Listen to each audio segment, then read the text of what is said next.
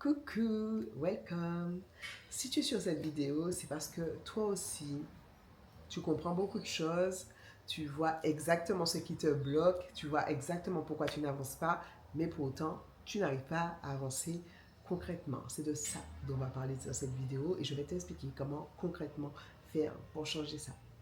Je sais exactement ce que tu vis parce que moi-même, j'ai passé des années à chercher à comprendre et pour autant, je suis restée 5 ans bloquée dans une vie qui ne me convenait pas. Et aujourd'hui, ben, j'ai finalement réussi en un an à changer ma vie. Aujourd'hui, je vis de ma passion, de mon plus grand rêve. Surtout, je vis une vie dans laquelle je me sens libre, épanouie et une vie qui a plein de sens. Une vie pleine de sens pour moi. J'ai aussi interviewé plus de 20 personnes qui avaient réussi pour comprendre où se faisait la différence. Parce que je ne comprenais pas pourquoi moi, à l'époque, je n'avançais pas. Et ce que j'ai compris, eh bien, ce n'est pas ce que tu crois. Et c'est ce que je vais t'expliquer dans cette vidéo. La plupart du temps, on te dit qu'il faut comprendre tes blocages, qu'il faut comprendre pour pouvoir avancer. Moi, ce que je suis venue te dire, c'est que parfois, comprendre est justement pourquoi tu n'avances pas. C'est justement parce que tu cherches à comprendre que tu restes bloqué et que tu n'avances pas. Voici le sujet qu'on va développer aujourd'hui. Avant toute chose, va dans les descriptions, tu verras, j'ai mis un lien d'un quiz que je t'offre, c'est un cadeau pour toi, un quiz qui s'appelle Quelle identité t'empêche d'avancer. Ça te permettra de comprendre quelle version de toi est en train de te piloter, mais surtout comment concrètement tu peux faire pour avancer et changer les choses. Alors, comme je te disais tout à l'heure là, beaucoup de femmes, quand on a des ambitions, quand on a des projets, quand on a envie de faire de grandes choses et que l'on voit surtout que l'on n'avance pas, on cherche à comprendre pourquoi on n'avance pas. On regarde des vidéos, on écoute des podcasts, on lit des livres, on, on cherche vraiment à comprendre ce qui est en train de se passer, qu'est-ce qui fait que l'on n'avance pas, qu'est-ce qui fait que l'on soit bloqué, qu'est-ce qui fait que l'on a peur, qu'est-ce qui fait que nos projets n'aboutissent pas.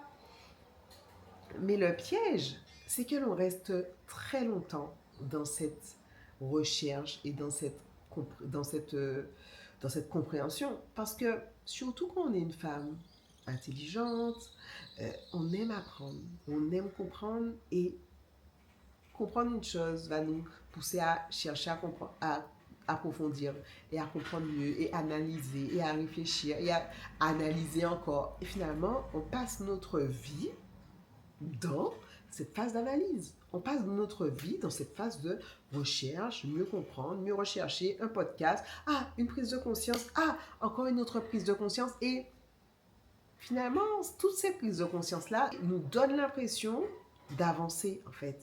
On a l'impression que l'on avance parce qu'on a une nouvelle prise de conscience, parce que l'on a compris quelque chose que l'on ne savait pas plus tôt. Sauf que ça, c'est un des plus grands pièges du développement personnel. Parce que le problème, c'est que l'on confond avoir conscience, prendre conscience, comprendre et se transformer. Aucune prise de conscience, aucune compréhension n'a jamais changé concrètement la vie de quelqu'un. Et ce qui se passe aussi, c'est qu'en restant dans cette phase de compréhension, etc., euh, on se protège parce qu'on est dans une zone de sécurité. On ne s'expose pas, on ne pose pas d'action, on est tranquillement avec notre ordinateur en train d'essayer de comprendre les choses. Donc, finalement, ça nous pousse même à repousser l'action parce que ben, j'ai pas encore totalement compris, j'ai pas encore fini en fait l'exploration de moi. Donc, je reste là à chercher encore et à chercher encore. Et je vous parle de ça parce que moi-même, je l'ai vécu. J'ai passé des années à dire je travaille, je travaille, je travaille. Mais j'étais dans une phase où je travaillais, hein? Je travaillais sur moi. Hein. Quand je dis je travaille, c'est je travaillais sur moi. Mais que des choses invisibles, que des choses intérieures, intérieures, intérieures. Mais en fait, dans les faits, absolument rien n'a changé dans ma vie. Hein. Je comprenais plein de choses, mais dans ma vie réellement, ça ne se voyait pas. Et j'étais encore plus frustrée parce que je me dis, mais attends, Je ne peux pas comprendre tout ça de choses. Je sais exactement ce qui me bloque. Je comprends mes blocages. Je sais pourquoi j'en suis dans ça. Pourquoi je n'avance pas? Pourquoi concrètement ma vie n'avance pas? Et ce que j'ai compris à travers mon histoire, et du coup, moi, pour que vous sachiez, je suis restée 8 ans bloquée en étant, bon, pas bloquée, hein, je suis restée 8 ans CPE, mais je dis bloquée parce que dès la première année, je savais que ce métier n'était pas pour moi, je savais que je n'étais pas à ma place. Mais le problème, c'est que je, je n'arrivais pas à changer, je n'arrivais pas à sortir de là. Et pourtant, j'avais fait du développement personnel. Depuis toute petite, je suis née dans le développement personnel, comme j'aime dire, parce que depuis l'âge de 7 ans, ma mère m'emmenait dans des séminaires. Du coup, il y avait plein de choses que je comprenais, mais ce que je n'avais pas encore compris, c'est que comprendre était la porte d'entrée, mais que ce n'était pas la destination et que rester là à comprendre, comprendre, comprendre, mais je n'allais pas avancer plus que ça. Et ce n'est que... Et moi, j'ai fait un accident, du coup, qui, on aurait pu se dire, bah, cet accident-là, ça a été le déclic, ça a changé ma vie, mais pas du tout. Cet accident-là a juste rendu encore plus inconfortable la vie dans laquelle j'étais. Parce que je me suis rendu compte que je ne pouvais pas rester dans cette vie-là, qu'il fallait que je vive autre chose, mais je ne savais pas comment faire pour en sortir. Donc, je subissais encore plus. Et c'est un événement douloureux que j'ai vécu après l'accident, dans lequel j'ai tellement souffert que je me suis dit, je ne... Déjà, en fait, j'ai pas compris pourquoi j'ai autant souffert dans cette situation-là. Je me disais, mais en fait, tu peux pas souffrir autant dans cette situation-là. Mais meuf, genre, tu sais pas t'es qui ou quoi? Pourquoi tu souffres autant? Et à ce moment-là, j'ai pris conscience qu'il fallait que je change. Il fallait que je change qui j'étais. Que je pouvais plus rester la même personne parce qu'en fait, la personne que j'étais, elle souffrait. Et que la personne que j'étais acceptait des choses que je ne pouvais pas accepter.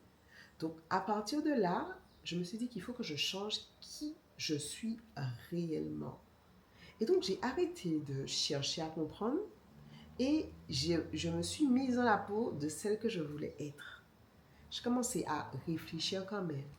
J'ai commencé à m'habiller comme elle. J'ai commencé à parler comme elle. Quand je vous dis comme elle, hein, c'est d'une version de moi que j'avais créée hein, de toutes pièces. J'ai commencé chaque fois que j'avais une décision, je me disais, la femme que je veux être, comment elle aurait décidé, comment elle aurait agi dans cette situation-là. Et je vous dis ça, je pense que ça peut-être frisait des fois le ridicule, je pense. Parce que concrètement, pour vous donner un exemple, j'étais CPE, et une CPE, elle bouge beaucoup, elle marche beaucoup.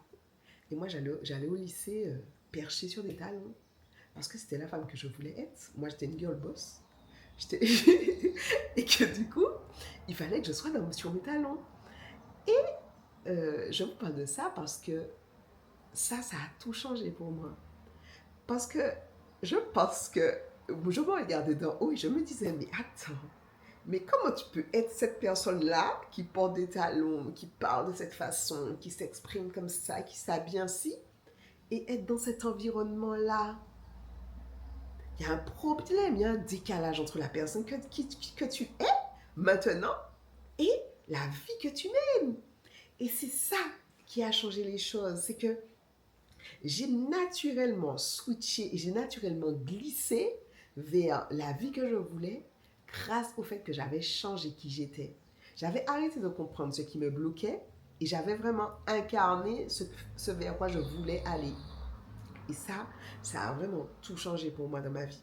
Et je l'ai vu aussi avec une de mes clientes, enfin pas une, la plupart de mes clientes, mais je pense à une cliente, Mylène, qui me disait, Corinne, je ne comprends pas, moi j'accompagne des femmes depuis des années, et pourtant, en fait, tout ce que tu me dis là, tout ça là, je savais déjà. Je sais, et je sais que Mylène, sa spécialité, c'était de me dire, est-ce que tu peux m'expliquer, du coup, il faut que je comprenne. Et je lui disais, mais en fait, stop, arrête d'essayer de comprendre. Et ça, et finalement, son déclic, elle l'a pas eu en cherchant à comprendre plus, elle l'a eu en changeant ses actions, véritablement, en agissant comme la personne qu'elle voulait être. Et un des éléments qui a été le déclic pour elle, c'est quand je lui ai demandé de s'habiller comme la femme qu'elle voulait devenir. Et ça a changé les choses pour elle. Elle est sortie de cette phase de je cherche à comprendre, je cherche à comprendre. Elle a agi comme celle qu'elle voulait devenir. C'est ça la différence. Je lisais d'ailleurs un livre de Atomic Habits de James Clear dans lequel il explique ça. Il explique que pour avoir des changements durables dans ta vie, il ne faut pas chercher à comprendre plus ou à avoir plus de motivation, mais il faut vraiment changer notre identité. Et il donnait comme exemple le fait que quelqu'un qui dit j'essaye d'arrêter de fumer aura plus de chances de reprendre une cigarette que la personne qui dit moi je ne suis pas fumeur. Je ne suis pas quelqu'un qui fume. Donc en fait il y a une dissociation entre la personne que euh, ben, je suis quelqu'un qui ne fume pas, donc naturellement je ne vais pas prendre de cigarette. Tout comme je disais tout à l'heure, je suis une femme qui porte des talons, je suis une girl boss, donc en fait naturellement cette vie-là de fonctionnaire ne me convient plus. Donc concrètement, comment on fait ça? Parce que bon, j'ai beaucoup parlé, mais je vais t'expliquer concrètement en quelques étapes comment tu peux faire ça, toi, tout de suite. Premièrement, regarde ta vie, regarde les dernières décisions que tu as prises, les dernières actions que tu as posées, et demande-toi quelle femme était au contrôle à ce moment-là. Est-ce que c'est la femme qui a peur? Est-ce que c'est la femme qui doute? Qui était au contrôle? Qui a pris cette décision-là? Regarde aussi les décisions que tu repousses et demande-toi concrètement qui est en train de repousser cette décision. Quelle version de moi est en train de repousser cette décision? Parce que tant que tu ne vois pas qui est en train de te piloter, et c'est d'ailleurs pourquoi je t'ai donné le quiz à faire, donc commence par faire ce quiz, tant que tu ne vois pas la personne qui est en train de te piloter, ben, tu ne vas pas pouvoir changer. Si tu ne vois pas qui est au contrôle, comment toi tu peux reprendre les manettes de ta vie? Donc la première chose, c'est de voir qui est au contrôle. La deuxième chose, c'est d'avoir en tête le coût de ton inaction. Je sais qu'on est très souvent à vouloir faire des vision boards, etc. C'est très bien hein, de savoir où on veut aller. Mais par contre, demande-toi pour une fois où est-ce que je ne veux pas aller. C'est quoi le pire scénario en fait dans ma vie si je reste dans cette situation telle qu'elle? Il faut que la douleur que tu as en restant dans cette situation-là soit plus douloureuse que le fait de changer. C'est ça, en fin de compte. Il faut vraiment que ça soit tellement douloureux pour toi que que tu comprennes que changer, c'est la seule solution possible. Parce que c'est trop. Si je reste dans ça, mais cette vie-là ne m'intéresse pas. Moi, concrètement, j'ai fait l'exercice et quand je me suis vue à 40 ans, à devoir me réveiller à 5 heures du matin, emmener les enfants à l'école, rentrer chez moi fatiguée, et je me suis dit, mais pas du tout. Never. Je ne pouvais pas m'imaginer dans cette vie-là. Donc voilà, deuxième chose, le coût insupportable. Troisième chose, prends tout de suite une décision à partir de l'identité de cette femme-là. Demande-toi, la femme que je veux devenir, quelle décision elle prend pour sa vie? Quelle action elle pose dans sa vie? Et prends une décision à partir de cette femme-là. Maintenant, tu es cette femme-là et tu prends la décision que tu repousses, la décision par rapport à ta situation ou bien dans les difficultés que tu as actuellement, pose une action en étant cette femme-là que tu veux devenir. Donc ça, c'est la troisième chose. La quatrième chose, ancre cette identité-là dans ton corps. Plutôt que de, donc c'est poser des décisions, etc. Mais demande-toi comment cette femme-là, elle parle. Comment cette femme-là, elle bouge. Comment cette femme-là, elle s'habille. Comment cette femme-là, elle parle. Parce que le cerveau suit ce que le corps fait. Donc, ancre cette nouvelle identité-là dans ton corps. Ok? C'est la troisième chose. Ou la quatrième, je ne sais plus. Et oui, c'est la quatrième. Et du coup, la cinquième chose, c'est collectionne les preuves de ce changement. Chaque chose que tu fais, chaque décision que tu prends en étant cette femme-là, note-le. Note chaque chose comme étant une preuve de cette évolution.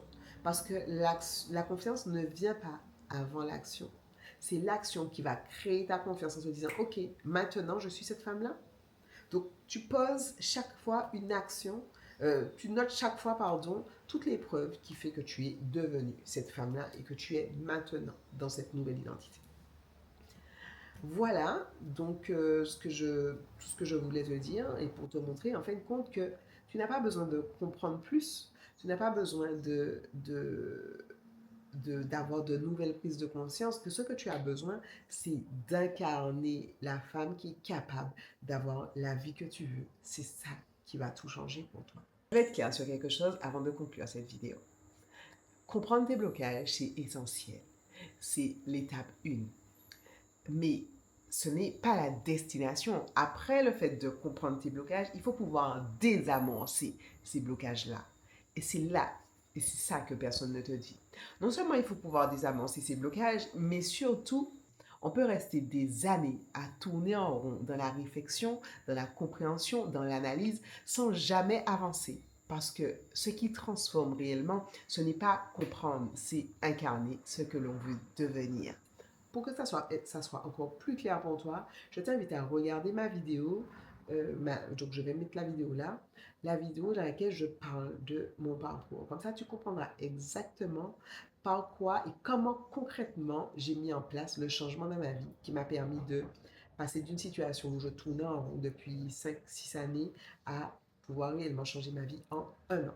Voilà, donc je t'attends sur ma vidéo. Donc, c'est ma dernière vidéo. Je te la mettrai là. Ciao, à bientôt. Je vais